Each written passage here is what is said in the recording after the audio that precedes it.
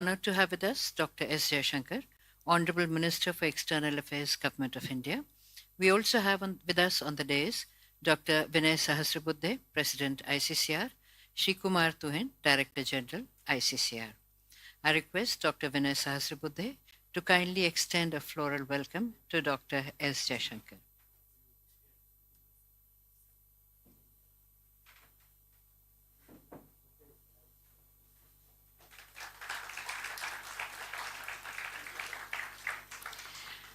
I request Dr. Vinay Sahasrabuddhe, President ICCR, to kindly make his welcome remarks.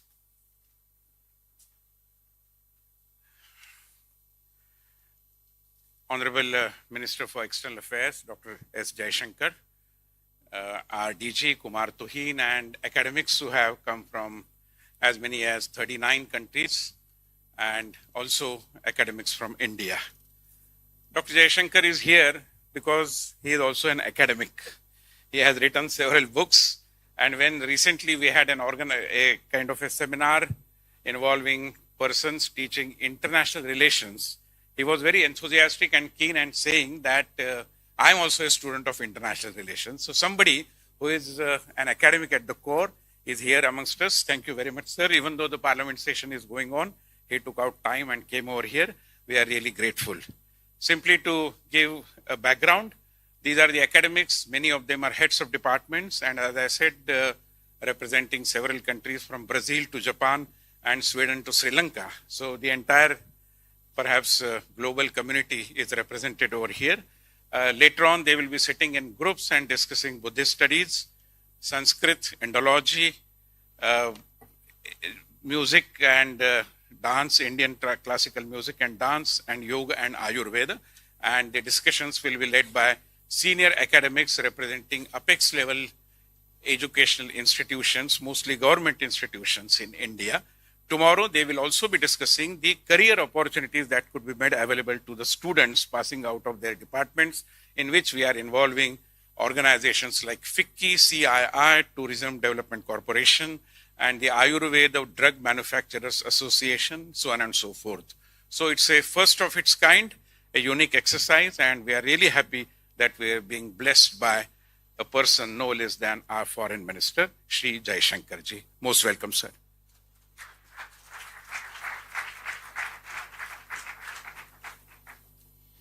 India, that is Bharat, is an ancient and mother civilization with the unique philosophy of Vasudhaiva Kutumbakam, which was a part of the G20 motto during India's presidency of G20. I request Dr. S. Jaishankar, Honorable Minister for External Affairs, Government of India, to kindly speak on the subject of building a Bharat narrative. Dr. S. Jaishankar.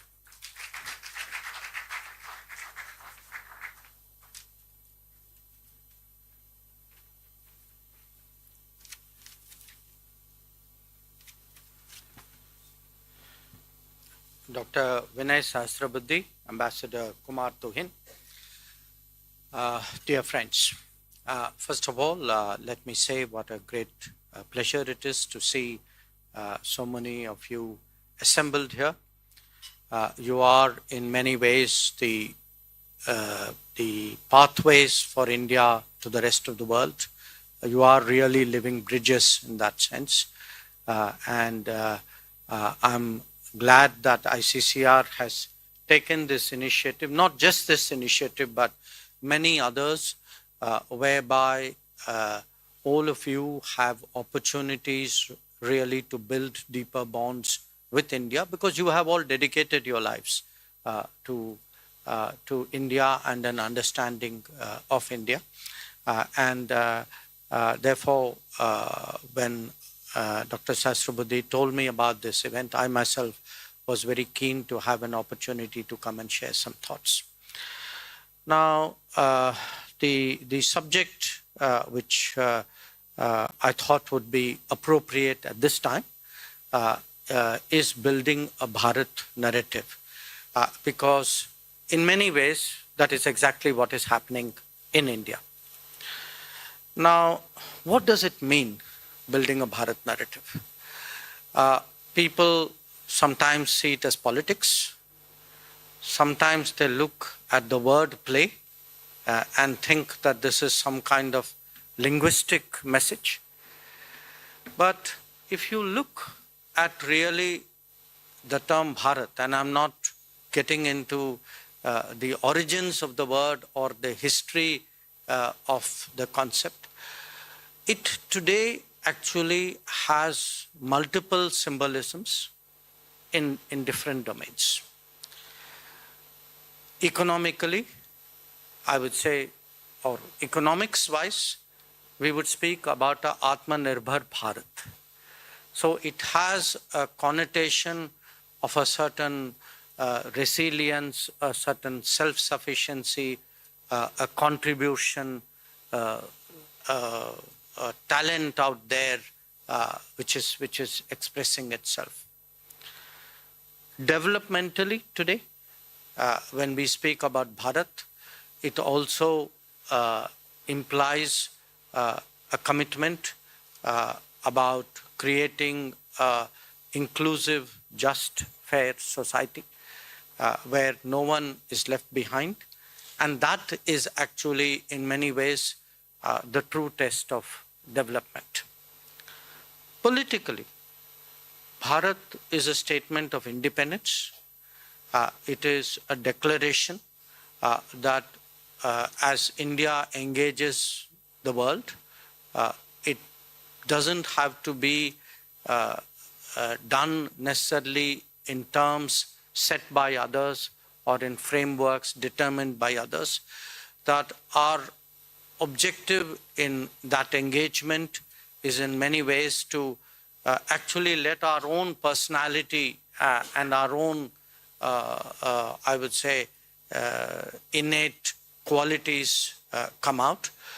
So it is in ways, I would say, an expression of the persona of a society. And then there is, of course, the cultural domain. When we speak about Bharat, we could be speaking about our languages, our traditions, our heritage, our practices.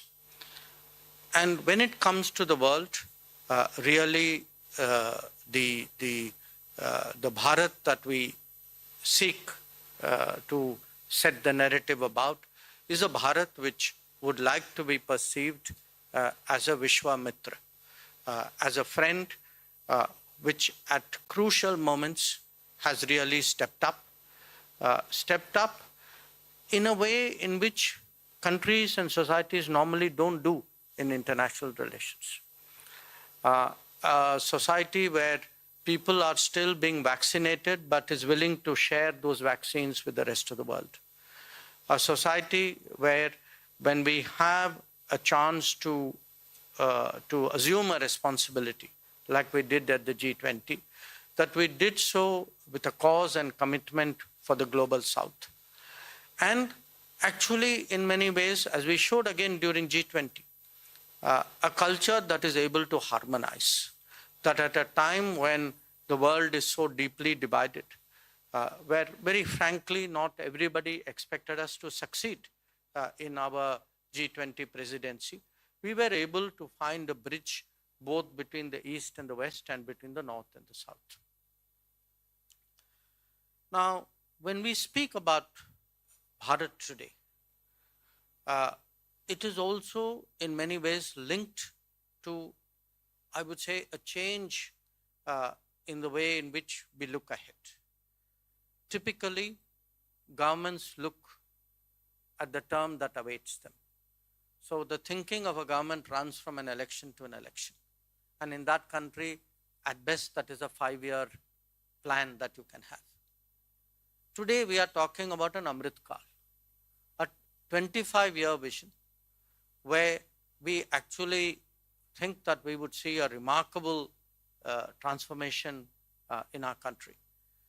And we will be able to, in many ways, address a lot of historical problems while establishing our place in the international order. So when I lay out that kind of meaning of Bharat before you and all that it implies in terms of India's interactions with the world, you would ask yourself how it would impact on your own lives and on your own professions, on your own specializations. Here I would make three comments. One, that clearly as India becomes more relevant and more important and more central to global developments and global thinking, the value of Indology will commensurately grow. So when we look at an Amrit Kal for India, I also look at an Amrit Kal for Indology. And I can say with a fair amount of confidence that everything that you have been doing will actually have a greater and greater value in the coming years. The second is actually this challenge today of interpreting and explaining and connecting with this changing India.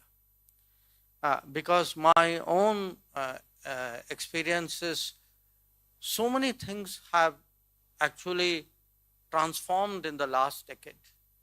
And there is a lag where the world is concerned about understanding it. And a lot of that lag is because the interpreters of India to the world are actually people who do not know necessarily India very well. Very few of them probably speak any Indian language. Their circle of contacts is probably much narrower than yours. They probably have lived here in a very, not in as intense a way as those of you who have devoted your lives to the study of India have done. So one of our challenges has been that how does one communicate to the world what is happening in India, this can be a misreading of something as practical as an election result, or perhaps something much deeper about actually what are the social forces at work in India, or even an understanding of the debates in India. That sometimes when having participated in those debates at home, I listen to the versions abroad. I feel sometimes almost like we are in two different planets. So how does one get the understanding of this evolving India, of this changing India, of a society that has democratized so deeply today, that a lot of its leadership and its thought processes are actually being driven by people and by forces which are so deeply Indian, which are so grounded, which are so rooted in India.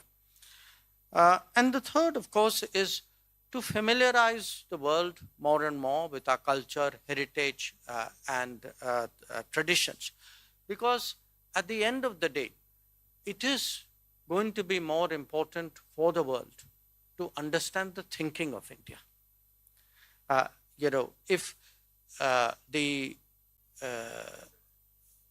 If we have a situation where other parts of the world are trying to force fit India into their constructs, then it is going to be difficult for them to really grasp what is happening in our country. And let me give you a few examples. We often speak about democracy. We should have politics with values and beliefs, and say democracies must come together. Now, many of you know Indian history as well as we do, perhaps some of you even better. And you're all aware how deep the consultative culture has been in Indian society, and also how widespread is the sense of pluralism. That this is a society which has never ever imposed uniformity on the people who populate it, which has in fact never even seen uniformity as a virtue. That intrinsically, innately, we have always actually seen in diversity multiple expressions of a certain unity. And today, therefore, when we have these debates about democracy, and sometimes, as part of the political narrative, there is always this game, who is a better democracy, where is democracy doing better, where is it not? People give marks, certificates, report cards on this. Now, this is a culture where actually that pluralism and that tradition of consultation and confabulation has been going on for thousands of years. That if any of you looked at any part of India which you are studying, the first thing you would see is actually a kind of a group exchange on any subject which is under discussion. So, how to convince the world that democracy was not something which began with the 1950 constitution? That actually the Constitution of India reflected what were already deeply ingrained views in this country. Well, let me take a very different example. Well-being, personal well-being, and lifestyle. Now, there is a lot of concern today in the world about the state of the planet, and rightly so, that the manner in which humankind has treated nature, especially over the last few hundred years, is clearly having a very visibly damaging impact on the well-being of the planet. Now, the Indian way, the natural Indian way, when confronted with such a challenge, is actually to see whether lifestyles can adjust to lessen the impact on the well-being of the planet. So, the debates in India on how to take climate action, how to improve environment, how to protect the planet, tend to be also inclusive of the idea that our lifestyles need to change. Similarly, when it comes to even our well-being, I mean, I think you have a session with Ayush, no? So, there are traditions and knowledge over thousands of years. And if after all those traditions and knowledge have passed on for thousands of years, there must be a lot out there which multiple generations would have valued and nurtured. Now, we are today the host to a global WHO Global Center on Traditional Medicine. So, I mentioned this to you because often, these are seen as some kind of idiosyncrasy or a foible of a people, of a culture, or of a certain group. These are part actually of a broader knowledge reservoir, actually of humankind.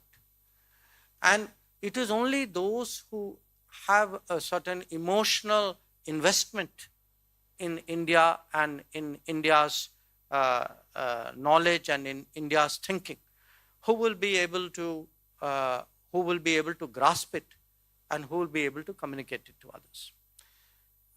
Dr. Sahasrabuddhe mentioned an event which we just had a few days ago in Pune. Let me say a few words about that because it may be of interest to some of you. The event was essentially focused on why is it that we, the students of international relations and diplomacy, study the world really through completely Western constructs. I'm not saying that there is anything wrong with Western constructs, but I would say in a planet which has so many cultures, to view all cultures through the lens of one culture would at the very least be doing injustice to the other cultures, but would probably, even for the culture which is viewing it, would actually create lack of understanding. So, if one looks, in fact, because international relations has been so monocultural, you actually have a widespread belief that many other societies do not have traditions of statecraft. Now think about it. This is a society which, let us say, is 5,000 years old. How can you have 5,000 years of human existence divided into states of various kinds who have come together and competed with each other and not have statecraft? I mean, in a way, it defies logic. And yet it is an assumption that is widely propagated, saying, there's no strategic culture in India, strategic thinking is very limited. So what often happens is that lack of knowledge leads to very sweeping generalized theories where, because I don't know you, it's my belief you don't have it. So these are some of the challenges that we need to correct. Again, I say this to you primarily because my own educational line is international relations. Even as one looks at an issue like ethics, ethics and politics, the Western world has its own developed debate on this subject. But it is a debate which is very much set in a certain value framework. That is not necessarily the framework which would be prevalent in other societies. Certainly, I can say not in India. So, in India, still there would be a premium put on ethics, and stark real politic will not necessarily gain admiration. I mean, there may be you can have a certain norm and value, and there may be occasions for exceptions, but you would rarely find an Indian who would say the exception should be the rule. So, in 365 days, let us do real politics for 364 and do ethics for 1 day in a year. It would be the opposite. So, I mention this to you because whether it is knowledge, whether it is learning, whether it is practice, whether it is in fact our daily life, I think every culture sets its own practices and traditions into motion. And if we are actually looking at a more connected world, at a more diverse world, to me, this communication between cultures is today of great value. I again return to the example of the G20. The G20 were the 20 largest economies of the world in the year 2008. So when you say, this is you can say right now, the most important global grouping, economically, yes, that would be so. Perhaps politically also, because a lot of politics flows from economics. But while we've had economic rebalancing and there is a political rebalancing going on, it is also important that there is a cultural rebalancing. That how do the big cultures or the main cultures of the world actually communicate with each other? How do they among themselves have the conversations so that the world will not be multipolar if the world is monocultural? That until, when we speak about democracy, we may have democracy within a society, but there has to be a democracy among societies as well. If there are 200 countries of the world, there are at the very least at least 200 cultures of the world. And how do we give value and respect to all of them? I think that in many ways is the big question facing the world today. And for me personally, having worked in many embassies, I've seen how much Indologists have done in terms of shaping India's image and promoting an understanding of India in the countries and societies where they work. And I can only say that, my very presence here today is a statement of the value that we put to the work which all of you are doing. And as frankly, as India grows, as we ascend, you can say, the hierarchy of international relations, I see more and more relevance and importance for what all of you are doing. And certainly, I would say in the last few years, ICCR has done an enormous amount to build closer ties with the Indologist community across the world. And I would certainly be very supportive of any initiative to deepen those ties, to find ways, because we were again at the Vishwa Hindi Sammelan in Fiji.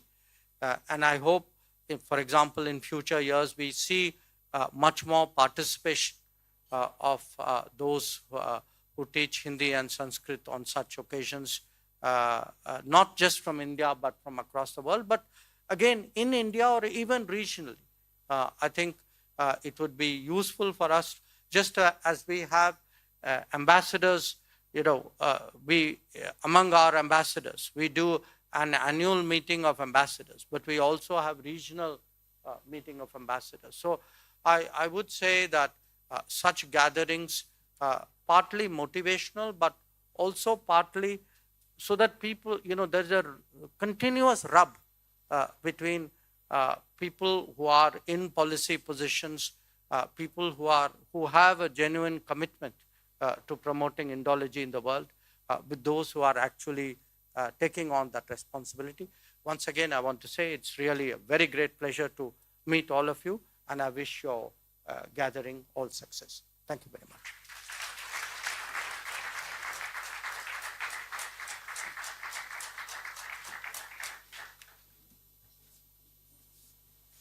Ladies and gentlemen, we will have a small interactive session with the Honorable Minister. If you have any questions, kindly introduce yourself and then ask them.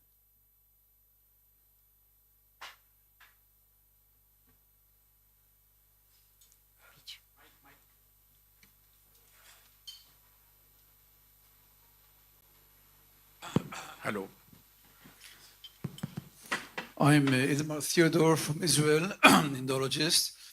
Thank you so much, Minister for External Affairs, for a very enlivening and encouraging talk. It certainly makes us happy to hear that with India's growth, also our Indology will become more prominent or important. As you're an intellectual, I allow myself to ask something a little theoretical. You spoke about various ethical systems, Western and Indian. Now, the classical Indian system is Dharma, of course. And my question is, and it can remain theoretical, do you see a way of implementing Dharma in the current state of affairs, 21st century, kind of bringing that notion of Dharma into something practical which can work out in this time? That's the question. My short answer to you would be a yes, but it would be a very imperfect yes. Because what has happened is, in the last many centuries, the norms which were set actually were such that it justified winning at any cost. So it's sort of skirted the Dharma issue by limiting it to very specific domains and activities. So the overall narrative is, in a sense, might is right and winner is takes all. That was the overall narrative, with sections where you would say, I need rules here, I need a regime there, I need a kind of a value system here. When, after all, the whole purpose of any kind of international order is really to have a sense of restraint and a sense of accommodation and a sense of roots. So I certainly, as a foreign minister, cannot tell you that the world right now is predominantly practicing it. But I would say, there are ways of doing it. We may use different terms. I mean, we in today would use the term reputational cost. It has the same meaning. After all, which country or which leader or which organization or which party would like to be perceived in a negative light? So I do think that to the extent that countries are willing to take that line, and I gave this example of vaccines, that the fact that a country itself in the midst of vaccination could give vaccines as far away as the Caribbean. People are asking themselves in the Caribbean. This is the Caribbean. There were big vaccine production centers close by. There were big stockpiles of vaccine there. But why didn't they get it from those stockpiles? Why did it have to come from the other end of the world? So somewhere I think the idea of decency, the idea of humanitarian, these are not, these are not NGO sentiments. They are actually of value in real life. And my sense is, if enough countries feel there is, even self-interest makes you, you can practice dharma for self-interested reasons. So I would be very much with you in that.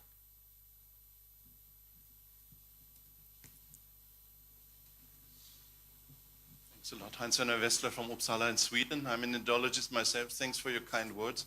But it's very interesting. We see all over in the Western world where we have these small departments, traditional departments of Indology, in some places also South Asian studies or whatever you call the baby, that we are in a crisis. We are in a state of decline. As you know, a lot of these old chairs have been abolished in recent years or endangered at least.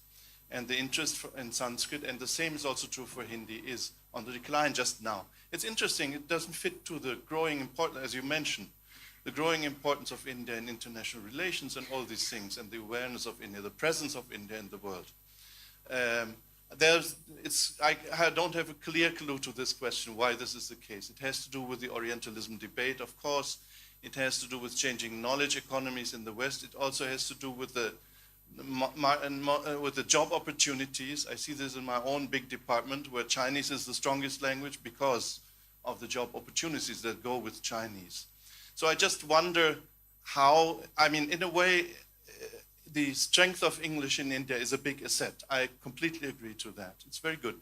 And let's say the sense of otherness, because we're talking of Indian knowledge system, the sense of otherness, I'm aware of the problem with the term otherness, of course, is stronger with China because of the non-presence of English there. So with India, I've personally seen this in discussions with people from other fields in the Chamber of Commerce and things like this. It's perceived as an Anglophone country, and which also means that we don't have to care so much about other knowledge systems and all these things. So that's the perception. I'm just talking in green terms. So what can we do to change this? It also, I belong to these people who try to support in a way the Hindi cause in the world. I've been in Fiji and all these things. So what can we do to get this thing with Hindi further on, so that it could eventually also create job opportunities, which is the key to strengthening Hindi, I believe? No, I absolutely share the concern you have expressed. And like you, I don't have a ready answer. I would say that the answer is somewhere in the job opportunity space. I also agree with you that in many ways, and it's ironical that I'm saying it in English to you, that English has been a mixed blessing. Because what has happened is, for a large part of the world, the unspoken assumption is, I really don't need to invest in understanding India because the Indians will make that effort to come and talk to me anyway. So, and having lived in China, I know exactly the point that you are making, which is I look even in my own profession of diplomacy, when I look at the diplomats working and living in China, who will almost invariably study the language, whereas it's very rare to meet a diplomat working in India who will know any Indian language, because the belief is I can figure it out in English. But here's the problem. Increasingly, it's a misleading method of actually gauging the feel and the thoughts of Indian society. It worked when you can say the thought processes of Delhi or of a relatively more limited circle were the thought processes of the national state. But as you see, today, much more diverse, in-depth sort of representation, I'm now talking at the political level. That is a very misleading assumption, because those are no longer the people who you can say are setting policy or shaping the direction of the country. So I would imagine at some stage there would be a desire to understand better what is happening in India, and my hope is that it would lead other countries, other societies to make that investment. But I would say, as people who are in charge at this end, we do need to not wait for them to do that, but really relook at how, a lot of the support which has been given but which has been having its ups and downs, how do we do it better? I think it is a very, very valid point.